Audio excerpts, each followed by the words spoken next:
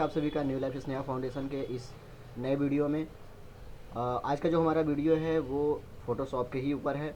पिछले लेक्चर में हम लोगों ने पढ़ा था कि किसी इमेज का बैकग्राउंड रिमूव करके उसे उस फ़ोटो को किसी दूसरे बैकग्राउंड पर किस तरह से सेट करते हैं और उस फ़ोटो के बैकग्राउंड को रिमूव करने के लिए हम कौन कौन से टूल का यूज करते हैं। ये सारी चीज़ें हम लोगों ने पढ़ा था। तो अब आज जो है हम थोड़ा उसके ऊपर और थोड़ा उसके आगे हम पढ़ेंगे और भी टूल्स के बारे में जानेंगे फ़ोटोशॉप के। फ़ोटोशॉप एक बहुत ही अच्छा ग्राफिकल एप्लीकेशन है, सॉफ्टवेयर है।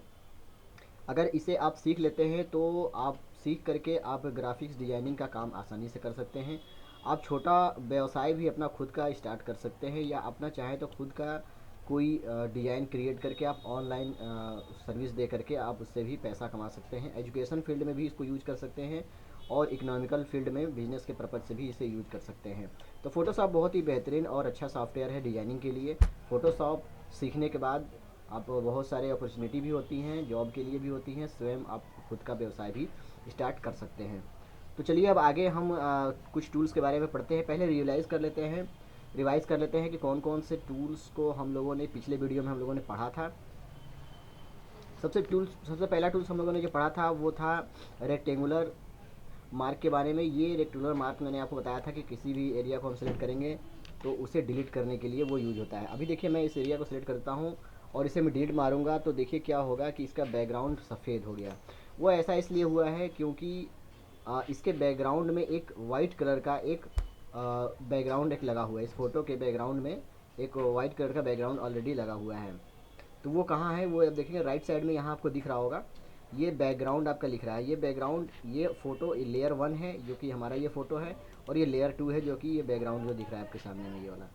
तो अगर इस फ़ोटो पर हमें काम करना है तो हम इस फ़ोटो के सेट क्लिक करेंगे, और अगर हमें बैकग्राउंड पे काम करना है तो हम बैकग्राउंड पे काम करेंगे। अगर हमें बैकग्राउंड डिलीट करना है तो आप यहाँ पर देखेंगे कि मैं इस एरिया को फिर अब सिलेक्ट करूँगा, उसके बाद अगर डिलीट करूँगा तो ये देखिए अभी डिलीट नहीं हो रहा है। क्यों नहीं हो रहा है? क्योंकि यहाँ पर देखेंगे छोटा सा एक यहाँ पर लॉक लगा हुआ है। इस लॉक को हटाने के बाद ही बैकग्राउंड आप इसका बैकग्राउंड का रिमूव कर सकते हैं। तो इससे क्या करना है, हटाने के लिए आपको इस पर डबल क्लिक करना होता है, और इंटर जैसे ही क्लिक करेंगे तो वो बैकग्राउंड का जो लॉक है वो हट गया। अब मैं डिलीट करूँगा तो देखिए बिल्कुल भी ये इसका बैकग्राउंड पीछे वाला हिस्सा भी बिल्कुल ख़त्म हो गया। अब आप ध्यान देंगे कि अगर मैं इस फ़ोटो को बैकग्राउंड हटाने के लिए अगर सेलेक्ट करता हूँ, कोई मार्क लगाता हूँ और इसे अगर डिलीट करता हूँ तो देखिए इसमें फिर इस टाइम भी आपका सफ़ेद रंग का ये बैकग्राउंड हमारे सामने आ रहा है। तो ये क्यों आ रहा है? क्योंकि इसके पीछे एक बैकग्राउंड लगा हुआ है। मुझे क्या करना होगा, इस बैकग्राउंड को मुझे हटा देना होगा। बैकग्राउंड को अगर मैं हटा दूंगा तो पीछे का बैकग्राउंड जो मैं डिलीट करूँगा इस फ़ोटो के ऊपर, तो फ़ोटो का जो बैकग्राउंड है वो नहीं आएगा। तो इसे हटाने के लिए क्या करना पड़ता है, इसे हम यहाँ से ऐसे क्लिक करके उठाएंगे, और आप देखेंगे नीचे साइड में एक डिलीट का ऑप्शन दिया हुआ है, यहाँ पर ले जाकर के इसे हम छोड़ देंगे। तो क्या होगा, इसका बैकग्राउंड अब ये रिमूव हो चुका है। अब जब हम इसका बैकग्राउंड क्लियर करेंगे इस फोटो का तो इसके बैकग्राउंड में कोई भी कलर नहीं आएगा। तो दो तीन ऑप्शन मैंने आपको बताया था, एक मार्क रेक्टेंगल मार्क मैंने बताया था, एक मैंने पॉलीगोनल लेसल टूल बताया था, और ये मैजिक पॉइंट बताया, जिससे कि हम किसी भी फोटो का बैकग्राउंड वगैरह डिलीट करने का या रिमूव करने का काम करते हैं। तो चलिए सबसे पहले तो हम इस फ़ोटो के बैकग्राउंड को रिमूव कर लेते हैं। सबसे आसान तरीका मैंने आपको बताया था कि अगर आपको एक बार में ये सारी बैकग्राउंड को डिलीट करना है तो आप यहाँ से ये जो फुलझड़ी टाइप का दिख रहा है आपको मैजिकल वांड, इसे क्लिक करना होगा। मैं इसे क्लिक करूँगा तो ये सेम कलर जहाँ जहाँ पाएगा उसे वो सिलेक्ट कर लेगा। देखिए मैं अब इसे क्लिक करता हूँ, आप देख रहे होंगे कि सेम कलर ये जहाँ जहाँ ये पाया है उसको इसने सिलेक्ट कर लिया। अगर मैं इसके जीन्स जो कपड़ा है जीन्स का, अगर मैं इस पर सिलेक्ट करता हूँ तो ये कलर जहाँ जहाँ मुझे मिलेगा वो सिलेक्ट कर लेगा, ये कलर जहाँ जहाँ मिलेगा सिलेक्ट कर लेगा। उसी तरह से हाथ का जो कलर है, जहाँ जहाँ मुझे इस कलर का हाथ दिखेगा वो उसे सिलेक्ट कर लेगा। चेहरे पर भी क्लिक करूँगा, जहाँ सेम कलर सिलेक्ट करने के लिए हम इसका यूज करते हैं। तो हमें बैकग्राउंड को रिमूव करना है, तो बैकग्राउंड रिमूव करने के लिए मैं इस पर क्लिक करूँगा और डिलीट का ऑप्शन जैसे ही क्लिक करूँगा तो ये बैकग्राउंड हमारा रिमूव हो चुका है। इस सिलेक्शन को हटाने के लिए आप कंट्रोल डी क्लिक करेंगे तो ये सिलेक्शन हट जाएगा। अब हमारे पास बैकग्राउंड हट चुका है इस फ़ोटो का। अब हमें करना ये है कि इस फ़ोटो को हमें इस बैकग्राउंड के ऊपर सेट करनी है। तो मैंने आपको बताया था ये जो टूल्स है इसका नाम मूव टूल्स है, मैंने आपको पिछली वीडियो में बताया था।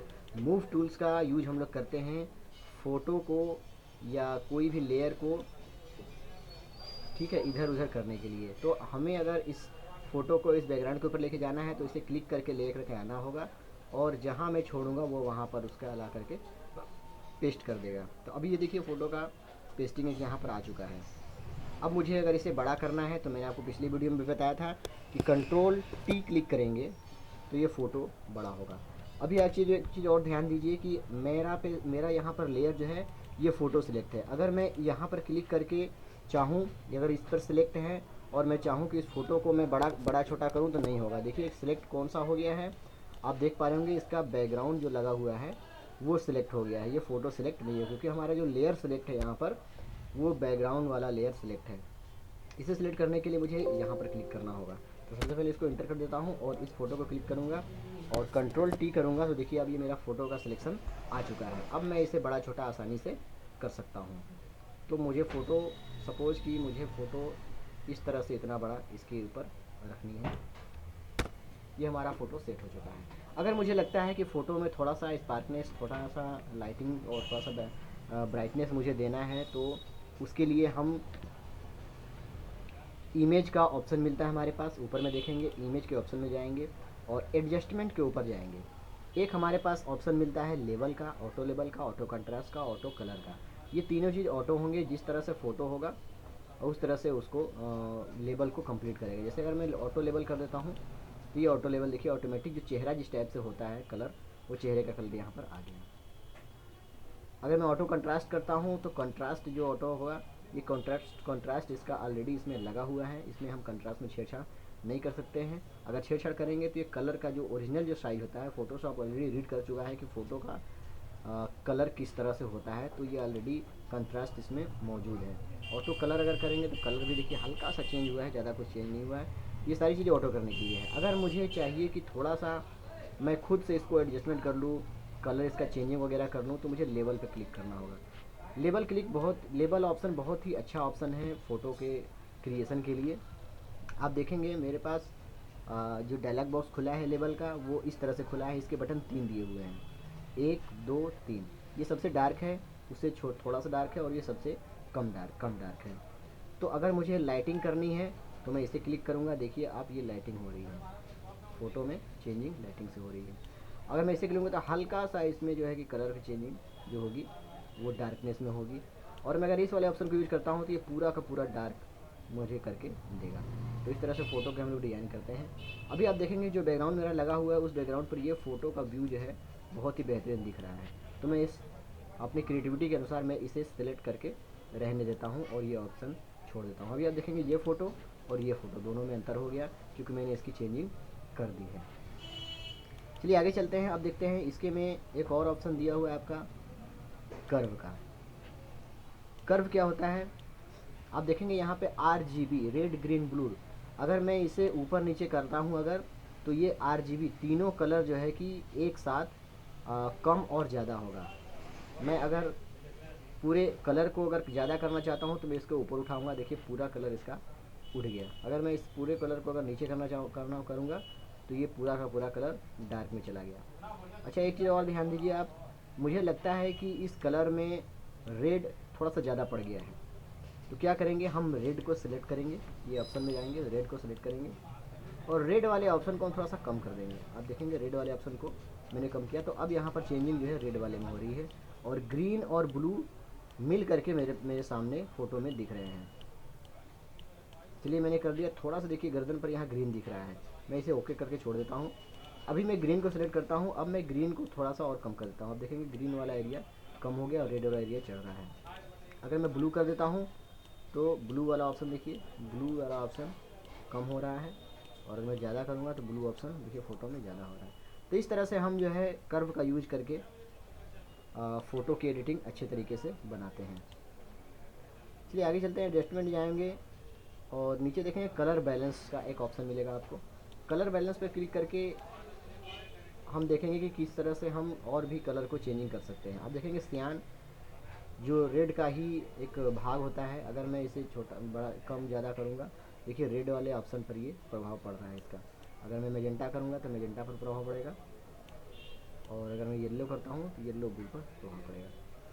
तो इस तरह से हम कलर बैलेंसिंग का यूज करके अपने फ़ोटो की क्रिएटिविटी अच्छे तरीके से बना सकते हैं। आगे चलते हैं, आप नीचे देखेंगे कि एक कलर के लिए सॉरी ब्राइटनेस और कंट्रास्ट दिया हुआ है। अगर मैं फ़ोटो में ब्राइटनेस और कंट्रास्ट अगर बढ़ानी है तो मैं इस ऑप्शन का यूज़ करूँगा। ब्राइटनेस बढ़ाने के लिए आप देख पा रहे होंगे मैं इस तरह से ब्राइटनेस इसका बढ़ा सकता हूँ। अगर मुझे कंट्रास्ट कम करनी है, कंट्रास्ट कम करता हूँ। अगर मुझे कंट्रास्ट ज़्यादा रखनी है तो कंट्रास्ट ज़्यादा रख सकता हूँ। तो ये ऑप्शन यूज़ होता है ब्राइटनेस और कंट्रास्ट के लिए। तो इस तरह से आप इसका यूज़ कर सकते हैं।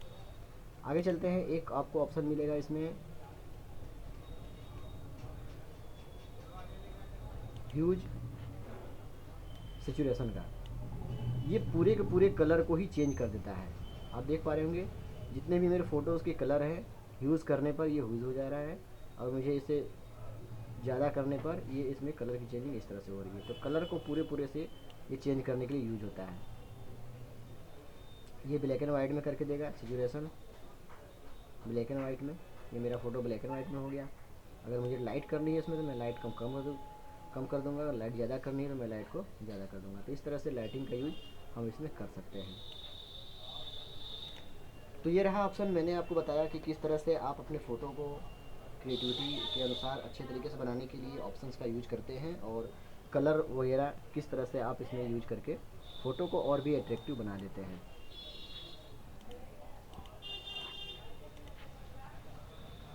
चलिए आगे चलते हैं, टूल्स के बारे में हम पढ़ते हैं और जानते हैं इसके आगे और कौन कौन सी ऑप्शंस हमारे पास दिए हुए हैं। Crop tool. अगर मुझे चाहिए कि मेरा फ़ोटो जो है वो केवल यहीं तक दिखे तो इसे मैं क्रॉप अगर करूँगा, आप एक चीज़ का ध्यान दीजिएगा, आपको समझ में आएगा। अगर मैं इसे क्रॉप करना चाहता हूँ यहाँ से, तो अगर मैं क्रॉप करता हूँ इस फ़ोटो को तो देखेंगे आपकी फ़ोटो के बैकग्राउंड के साथ साथ ये मेरा क्रॉप हो गया, जो कि मुझे ऐसा नहीं चाहिए था। मैं कंट्रोल जेड करके वापस आता हूँ।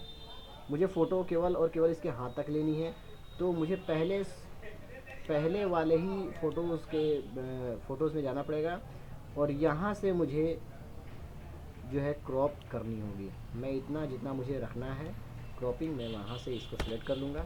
अब ये इतना एरिया सिलेक्ट हो गया। अब मुझे इस फ़ोटो को इसके अंदर लानी होगी। अब ये फ़ोटो इतना आ गया। अब मैं इसको यहाँ पर ला करके जितना एरिया मुझे चाहिए उतना एरिया में कर सकता हूँ। उसके लिए कंट्रोल टी को क्लिक करेंगे आप। कंट्रोल टी क्लिक करने के बाद आप इसको आगे बढ़ाएंगे और जहाँ तक आपको रखना है आप उसको रख सकते हैं।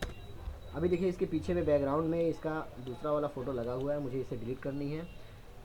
इस फ़ोटो को डिलीट करने के लिए आपको करना ये होगा कि या तो इस फ़ोटो के ऊपर राइट क्लिक करेंगे, और ये मेरा कौन सा लेयर है, ये फर्स्ट लेयर था, फर्स्ट लेयर पे क्लिक करेंगे तो ये ये फर्स्ट लेयर नहीं था, ये सेकंड लेयर था, सेकंड लेयर था हमारा। अगर मुझे सेकंड लेयर अगर डिलीट करनी है, देखिए सेकंड लेयर सेलेक्ट हो चुका है। यहाँ से मैं इसे उठाऊँगा, या तो ये जो आँख टाइप का आपको दिख रहा है इसे मैं इनविजिबल कर दूँगा, तो ये फ़ोटो इनविजिबल हो गया। यहाँ पे मेरा पड़ा हुआ है लेकिन फ़ोटो इनविजिबल हो गया। अगर मुझे डिलीट करनी है तो यहाँ से इसको उठाऊँगा मैं क्लिक करके, और ये डिलीट का ऑप्शन भी दबा दूँगा, ये डिलीट हो जाएगा। तो इस तरह से ये डिलीट हो जाता है। अब मुझे इस फ़ोटो को सिलेक्ट करना है तो या तो मैं यहाँ से सेलेक्ट कर सकता हूँ, या फिर इस फ़ोटो के ऊपर राइट क्लिक करके, ये लेयर 3 है, लेयर 3 को सिलेक्ट करूँगा। अब ये फ़ोटो मेरा मूव करने के लिए आगे पीछे बन गया है। तो इस तरह से हम फ़ोटो का सिलेक्शन यूज करते हैं और काम करने के लिए यूज करते हैं। तो ये हमारे पास 3-4 ऑप्शन थे जो हम फ़ोटो को क्रिएटिविटी अच्छी बनाने के लिए हम इसका यूज़ करते हैं, ब्राइटनेस वगैरह का यूज़ करते हैं। मैं जो आपको शॉर्टकट की एक बता रहा हूँ, जैसे अगर आपको लेवल सेलेक्ट करना है, इसका लेवल सेट करना है इसका, तो आप शॉर्टकट की इसका होता है कंट्रोल एल। कंट्रोल एल जैसे ही आप एक साथ दबाएंगे तो आपके सामने लेवल खुल करके आ जाएगा साथ में। अभी इसको आप जितना छोटा बड़ा कम ज़्यादा करना चाहें आप यहाँ से कम ज़्यादा कर सकते हैं। लेवल का ये शॉर्टकट होता है। अगर आपको ब्राइटनेस को कम ज़्यादा करना है तो उसका ऑप्शन होता है कंट्रोल एम। कंट्रोल एम जैसे ही दबाएंगे तो आपका कर्व वाला ऑप्शन खुल जाएगा। यहाँ से आप ब्राइटनेस को डायरेक्ट कम और ज़्यादा कर सकते हैं। ये लाइटिंग के लिए यूज होता है। तो ये थे हमारे ऑप्शन जिसे यूज करके हम अपने फ़ोटोशॉप में बेहतरीन से बेहतरीन क्रिएटिविटी कर सकते हैं, बेहतरीन से बेहतरीन फ़ोटो डिजाइनिंग कर सकते हैं। सभी टूल्स के बारे में आपको जानना ज़रूरी है। क्लास इसका बहुत ज़्यादा बड़ा चलने वाला है, इसलिए अगर आप चाहें तो अपना नोट्स बनाने के लिए कॉपी कलम लेकर के साथ में बैठें और जितने भी टूल्स आपको बताए जा रहे हैं सबका शॉर्टकट की नोट करते जाइए, और कौन टूल किस तरह से काम करता है इसे आप लिखते जाइए। फ़ोटोशॉप को अच्छे से सीख जाने के बाद अच्छी क्रिएटिविटी हाथ में आ जाएगी, जिसका बेनिफिट आप उठा पाएंगे। बाकी बचे टूल्स को हम नेक्स्ट वीडियो में कंप्लीट करेंगे और जानेंगे कि और भी टूल्स का हमारा क्या क्या यूज होता है। बहुत सारे टूल्स उसमें दिए हुए हैं। ऑप्शन में भी आप जाएंगे, इमेज वगैरह में भी जाएंगे, लेयर में भी हम लोग पढ़ेंगे, सिलेक्शन में पढ़ेंगे, फिल्टर पढ़ेंगे, व्यू, विंडोज़, ये सारी चीज़ें हम लोग पढ़ेंगे। इसका क्लास बहुत ज़्यादा बड़ा होने वाला है, तो आप धैर्य रखेंगे और नेक्स्ट वीडियो के लिए आप इंतजार करेंगे। इस वीडियो में इतना ही। न्यू लाइफ स्नैप फाउंडेशन की तरफ से एलएलएसएफ एजुकेशन का क्लास लेने के लिए आपका बहुत बहुत धन्यवाद।